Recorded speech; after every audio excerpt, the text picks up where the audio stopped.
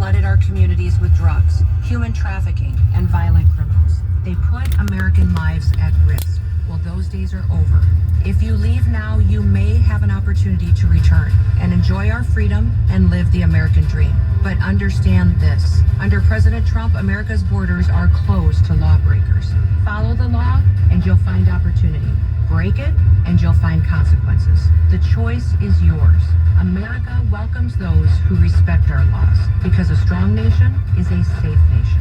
Sponsored by the United States Department of Homeland Security. Los Super Jueves, en la que buena